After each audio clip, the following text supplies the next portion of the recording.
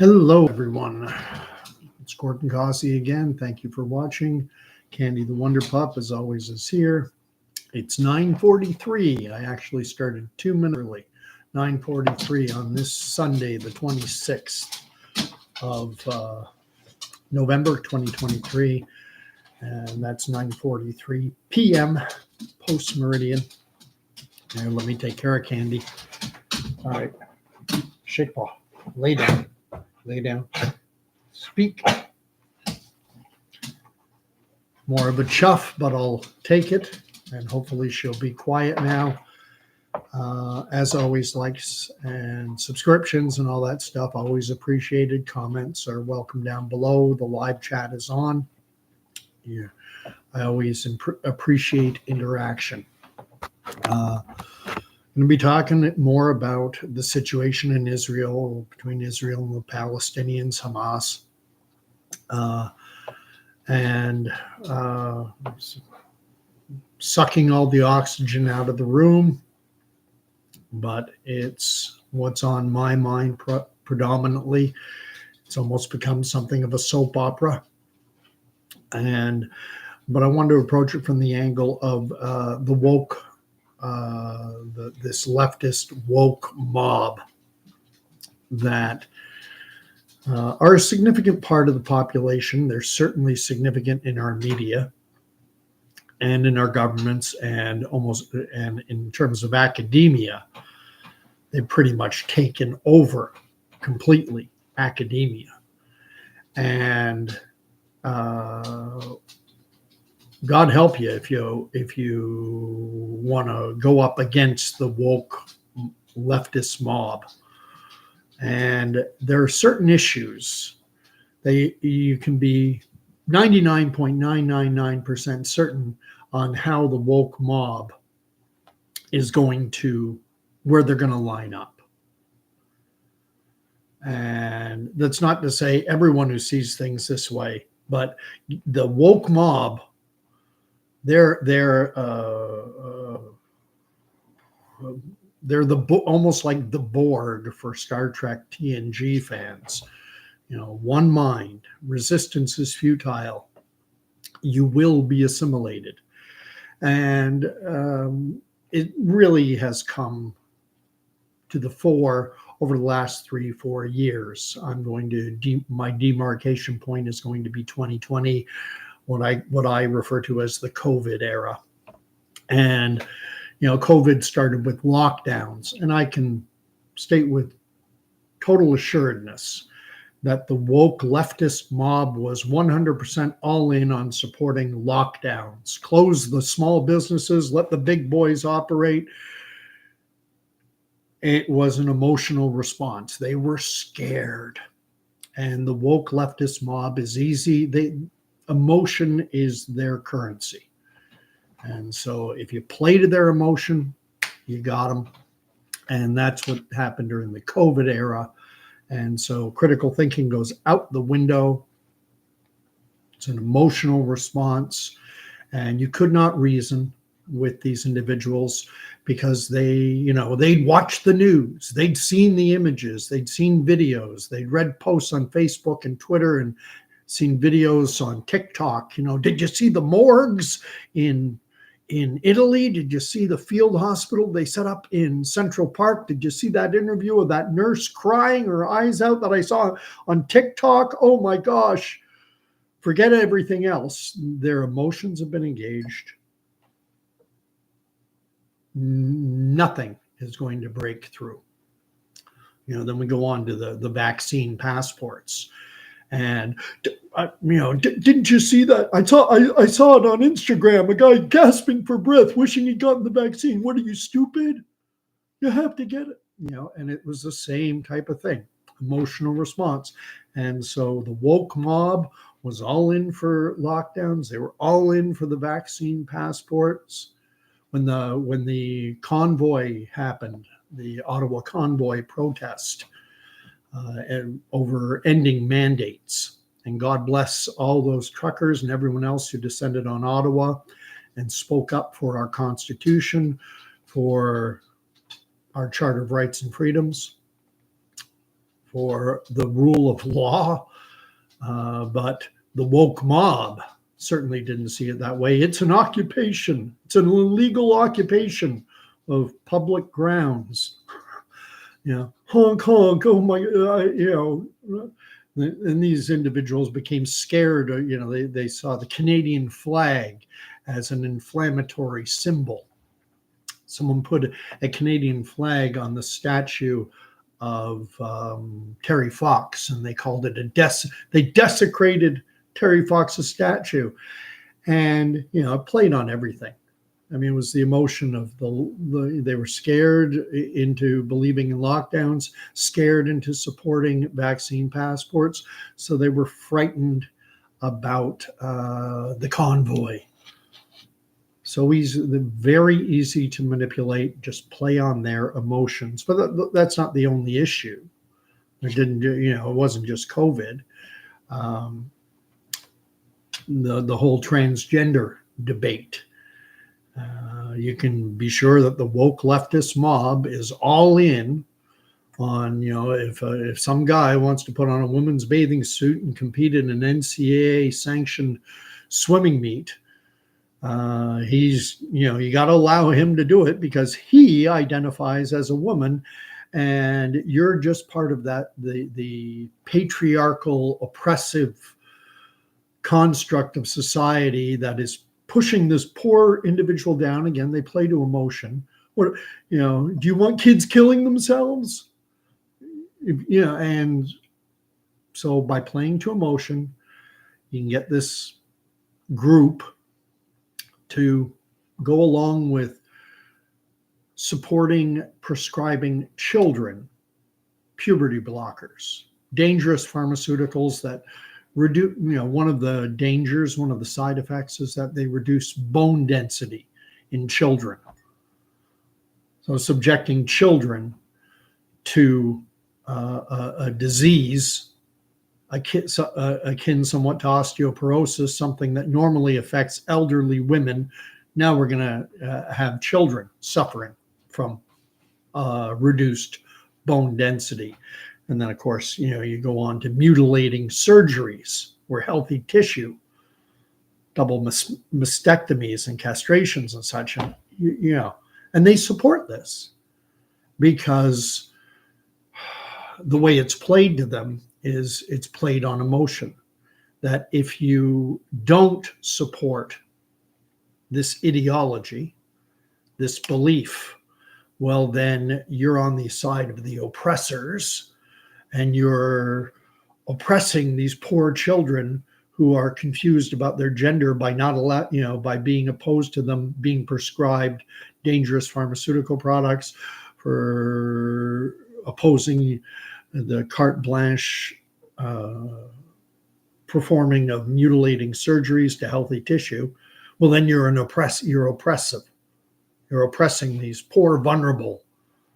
It's a big part of it.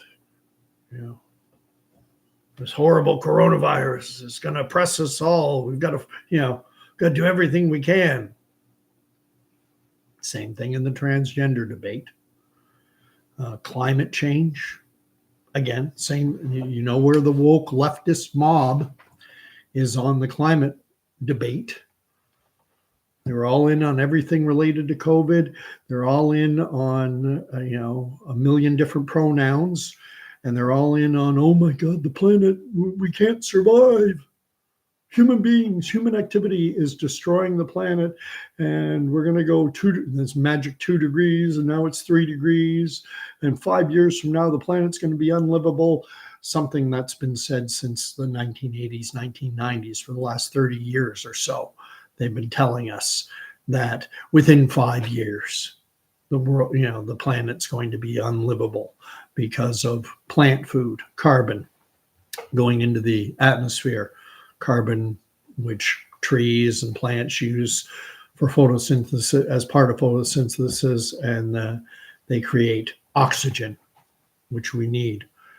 I've done enough videos talking about climate change and how ridiculous it is, but you can't break through to the woke mob, because the woke mob, they've been triggered emotionally. They've got the great Greta Thunbergs of the world putting out their TikToks and Instagram posts and Facebook and Twitter and all the rest. And so all geared toward pulling on the emotional heartstrings. And once you get someone's emotional heartstrings in play, battle over. Good luck trying to get someone to look at things critically and to question, to ask questions about lockdowns. Why can I not go to my local hardware store to get a wrench, but I can go to Home Depot to get that wrench? Why can't that small independent business owner open his business? Why does Home Depot, why do they get to open their doors? Why can I go to Walmart and buy a book, but I can't buy it from my small independent local bookstore? Well, it doesn't matter. Anything we can do. We all know what happened. The Russian-Ukrainian conflict, another case in point. You have Russia, I don't know how, I think it's 250 odd million people against this tiny little country, Ukraine. Well, obviously Ukraine's the oppressed. So you always got to side with those who have been oppressed. This is a narrative that plays out. It's very simplistic, and it plays to emotion. And when you play to the emotions, you get buy-in. And now we have the situation in Israel, between Israel and Hamas. And so you cannot reason. No one wants to go back and talk about the 1967 war, about the 1948 War of Independence, what Palestinians call the Nakba, the catastrophe, when five nations of the Arab League invaded the nascent Jewish nation state of Israel, and we're going to wipe it off the map. And it was going to be an entirely Arab state or an Islamic state, and they lost. No one wants to go back that far. They don't want to go back and look at the Zionist movement from its infancy, from the late 1800s. No. That's too much history. There's too much to be involved. Besides that, I saw a post. I saw an Instagram post. I saw a Facebook article. I saw a TikTok video. And so, and Palestinians, I mean, did you see the bombing? Did you see the kids? Well, who put it out? I don't know. It was on Instagram. It was on TikTok. It was on Facebook. It's got to be real. Like that morgue in Italy, like that field hospital in Central Park, like the Ottawa convoy. Oh my God, can you imagine all day long? You cannot talk. You cannot have a rational discussion with these individuals, this woke leftist mob, because their emotions have been triggered, and they want to trigger the emotions of many others as they can. Not everyone got sucked into everything, but the woke leftist mob is sucked into everything. They're all in on everything related to COVID. They're probably on booster number 7. They're supporting having drag queen story hour take place at their local library. They're, got a picture of Greta Thunberg as their screensaver, and they're waving a Ukrainian flag in front of their house. And now they've got the Palestinian flag up. We'll point. Take a look at the Palestinian flag. Take a look at the Jordanian flag. It is the same flag, minus a little star sun in one of the panels. Same flag. It's like the Acadian flag in reverse. The Acadian flag by French Canadians living in eastern Canada, mostly New Brunswick. They have the French flag with a yellow star in one panel. And the French flag, of course, is the French flag without the star. Well, it's reversed with the Jordanian and Palestinian flags. It's the Jordanian flag that has it's either a star or a sun. And the Palestinians have the exact same flag, but they removed that. And I say all this as a lead-in to kind of discuss things, hopefully in a more rational manner. Because while I say nobody, I think there's potential for when people start to realize that it's their emotions being played on, they can sometimes take a step back and look at things from a more rational perspective. It's not easy because emotions trump almost everything, but it's at least possible, if I believe if you frame things right, that a small percentage, very, very small percentage of those who have let their emotions take over their rational thinking, that they'll start to question, start to look, start to investigate, start to research more, start to learn more. I'm learning constantly with this, in terms of the whole, when I started doing these videos on the conflict, I always had an issue with the word Palestinian or Palestine, because, I mean, what is Palestine and who are the Palestinians? And in looking at it through that context, you realize, of course, and many people don't even know this, 1967, prior to 1967, the Gaza Strip, where everything is happening now, that was Egyptian territory. It wasn't even Israel's. Israel captured it during the 1967 war, when Israel was invaded by Syria, by Egypt, and by Jordan. A three-pronged attack again. They'd been attacked in 1948. They were attacked again in 1967. And during that 1967 conflict, Israel captured this Gaza Strip down in the southwestern portion that borders the Mediterranean to the to the west, and Egypt to the very southwest. That was Egyptian territory. Israel captured it along with the Sinai Peninsula. And then in 1978 or 1979, I forget which, during the Jimmy Carter administration in the United States, they had something called the Camp David Peace Accords, when then Prime Minister of Israel, Menachem Begin, met with Egyptian President Anwar Sadat at Camp David, with Jimmy Carter mediating as the host. And Egypt formally recognized Israel's existence. They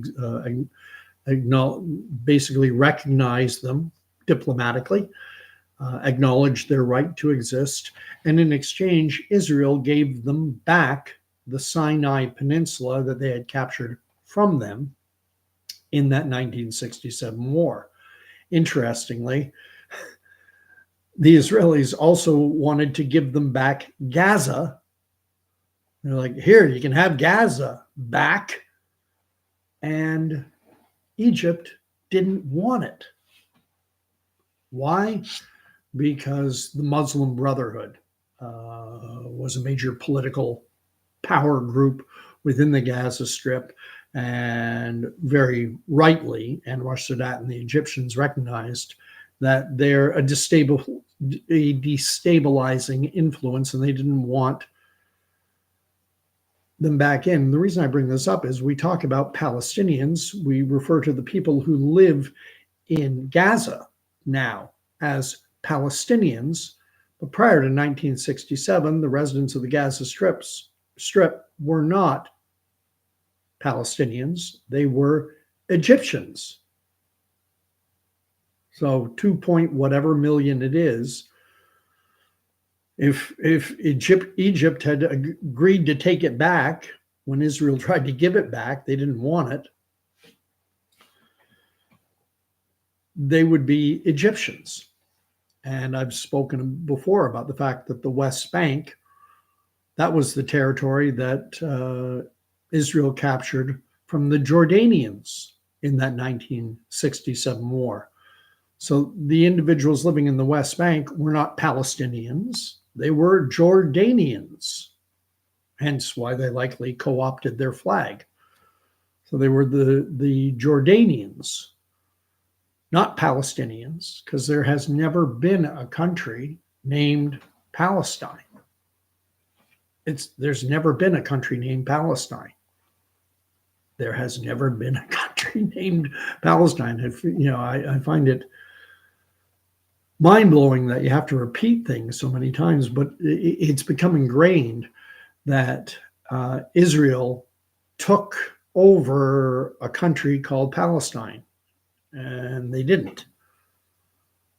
Up until 1918, this area that is referred to as Israel or Palestine, up until 1918, it was part of the Ottoman Empire.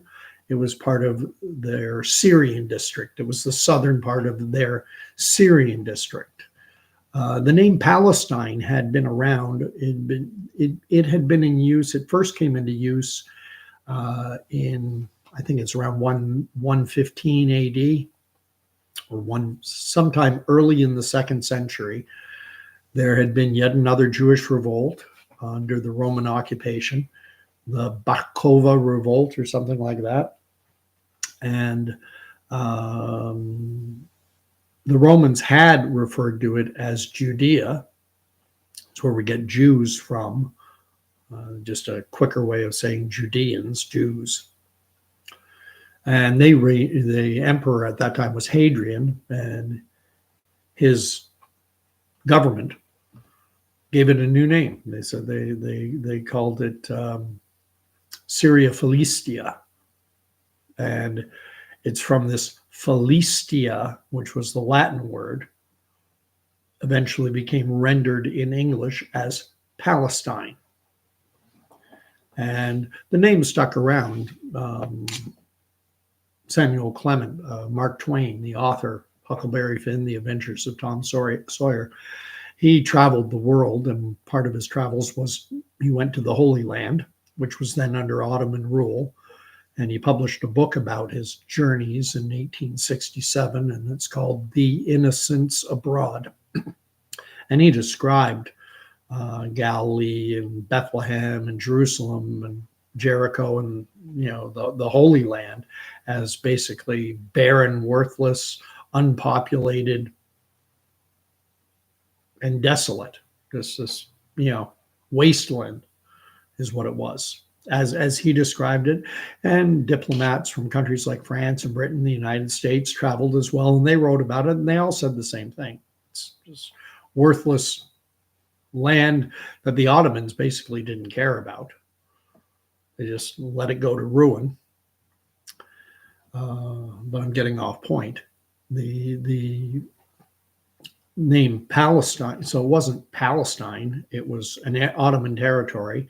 But then when the Ottomans lost it to the Brits, starting about 1920, the Brits got control of it between 1918 and 1920.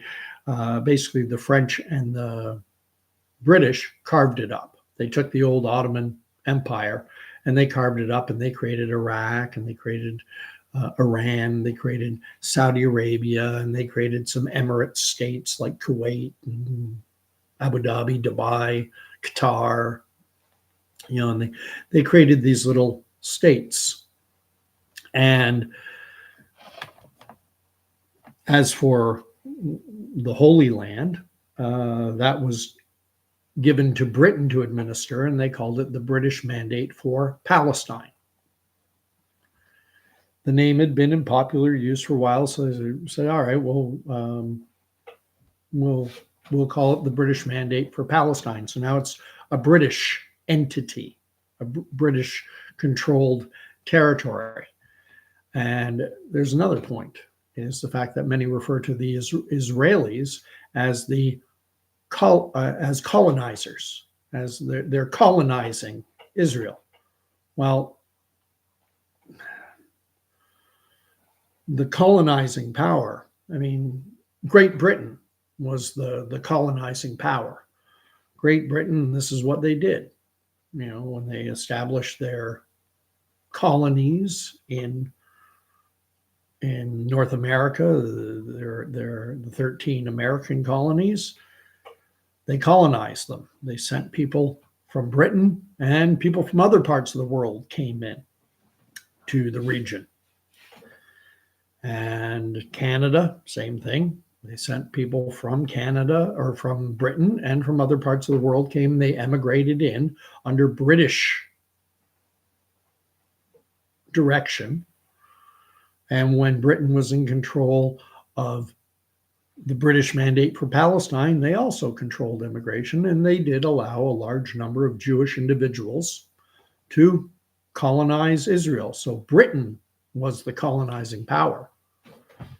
The Israelis were basically the colonials, the same as the colonial Americans, same as colonial Canadians, although we don't tend to use that term as much.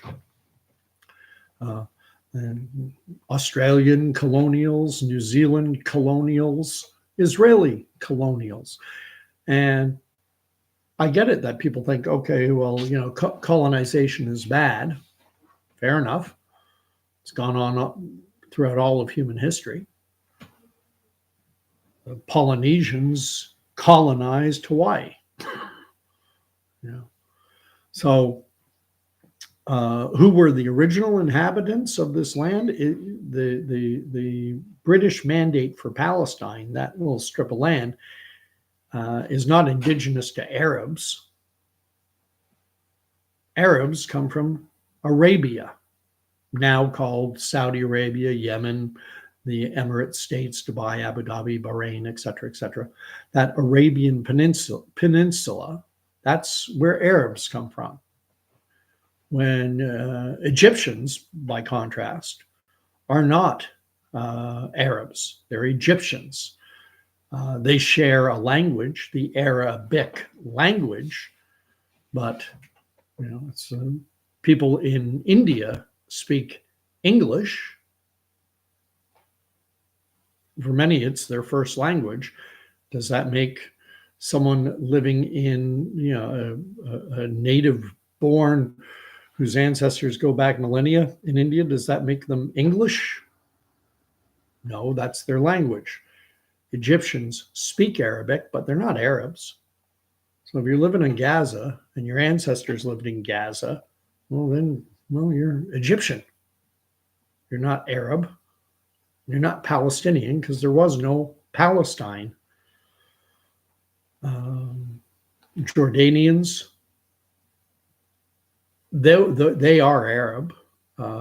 What happened was Jordan was part of this carve up and creation of nation states in the Middle East.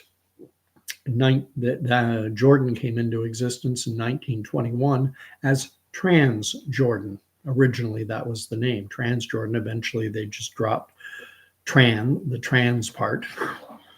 Kind of funny, given the woke mobs.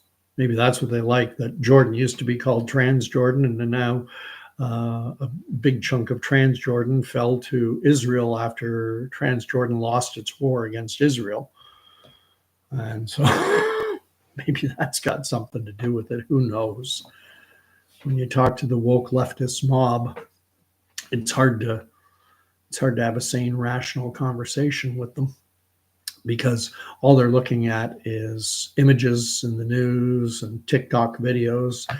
And I think most have realized, with everything that went on during the COVID era, with everything that gets reported on climate change, with with the whole trans debate or the whole trans business, they realize our media is garbage. Our mainstream media in Canada, CBC, CTV Global in the United States, CNN, CBS, ABC, NBC, Fox, garbage. They're just pushing an agenda. They're programming people what to believe, what to think, and even how to feel. And they're doing it again here. And what's happening, you're seeing hundreds of thousands of people. And what I find incredibly ironic about much of this is that if you look at, I would invite you to look up Hamas and how they treat homosexuals, or how Iran, their sponsor, treats women. You think this is the paragon? These are paragons of virtue and human rights. I mean, the Palestinian Liberation Organization, from its inception, way back, I think it was under Yasser Arafat, and I think it was after the 1967 war that became an entity.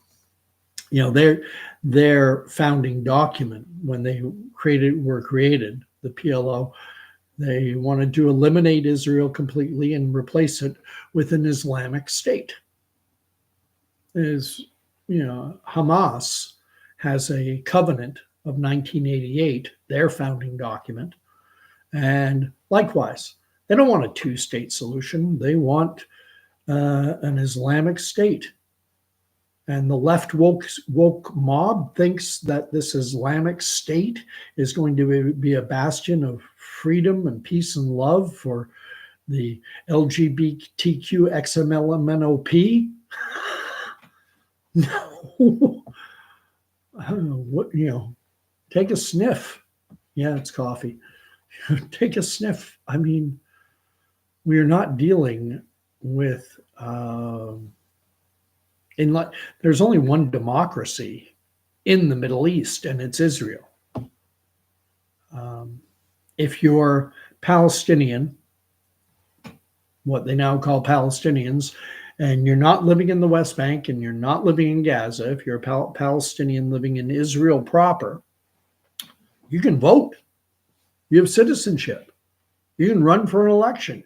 You can sit as the chair of a committee in the Knesset, which is their parliament. And that's happened. There's been a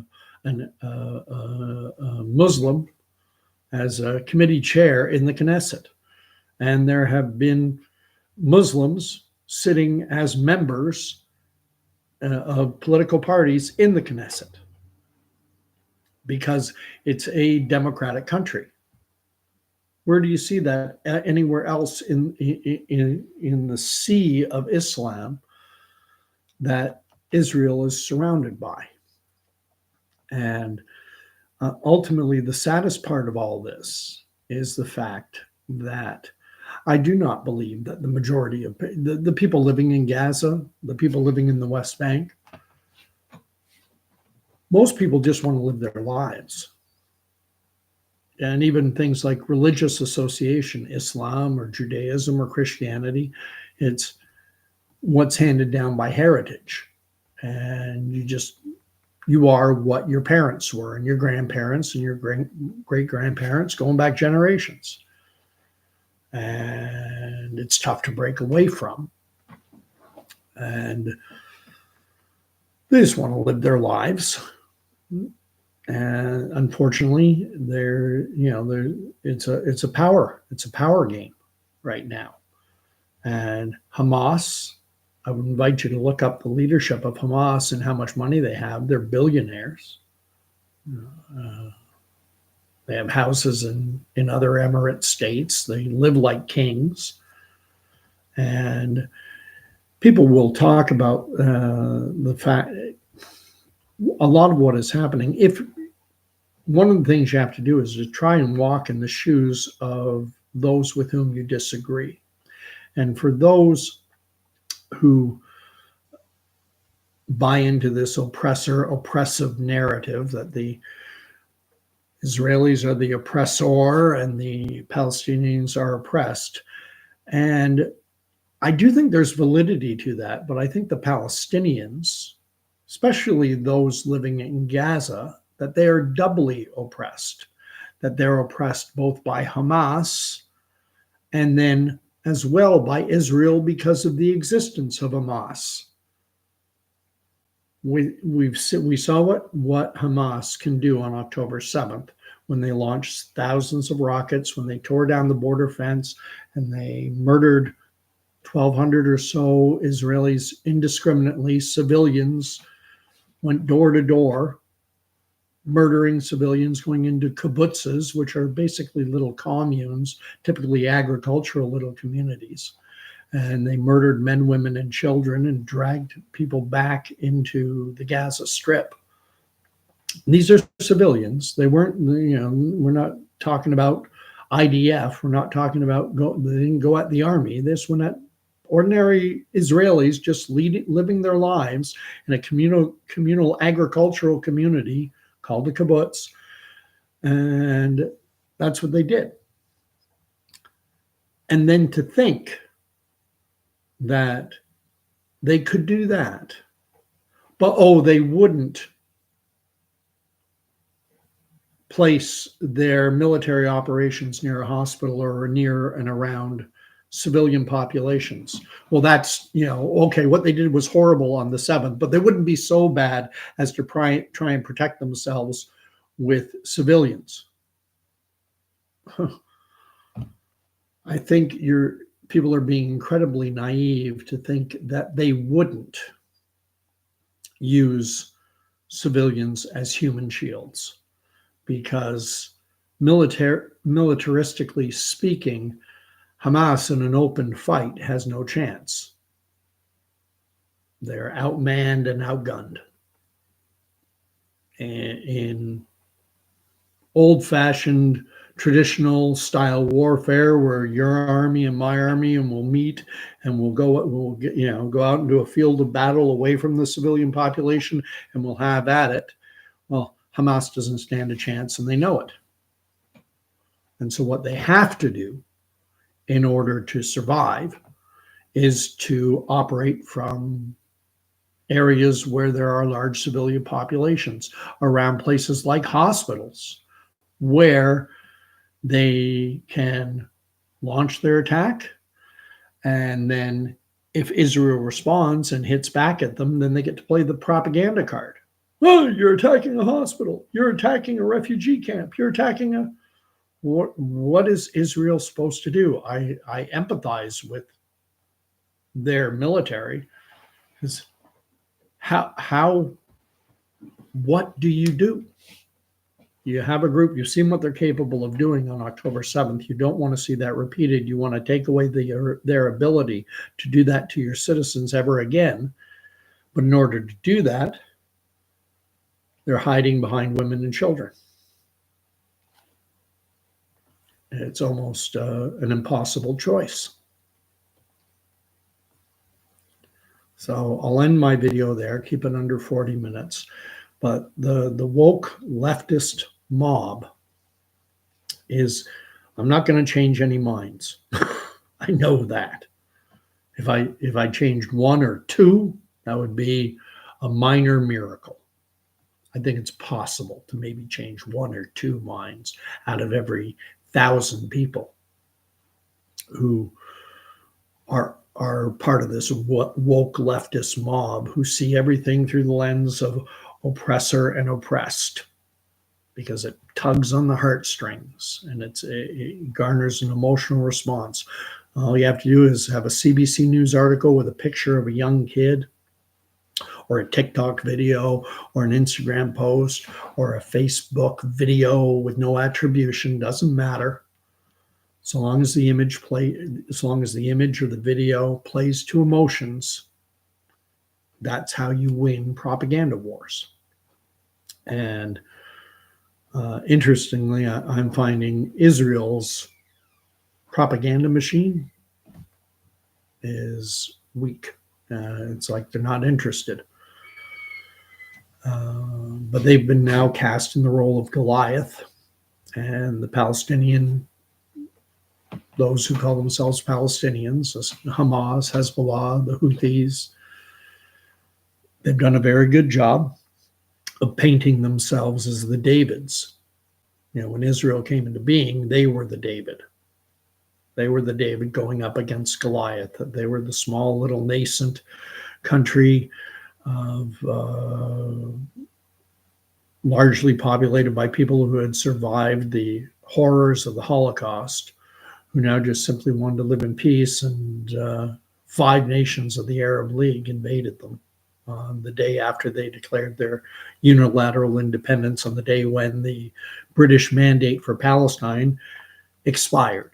It was no longer British Palestine on May 14th, 1948. That's when the British mandate expired.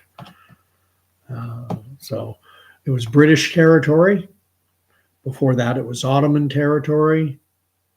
Before the Ottomans, or the Arabs had it for a time. The Byzantine Empire had it for a time. The Mamluk Egyptians had it for a time. Palestinians, last time the indigenous people of that region had it was 1200 BC, so over 3,000 years ago. There was an indigenous Canaanite population that lived there, not Arab, not Jewish. And the Jews came in about 1200 BC. That's when Joshua led the Israelites across the Jordan River, and they went and they conquered the Canaanites.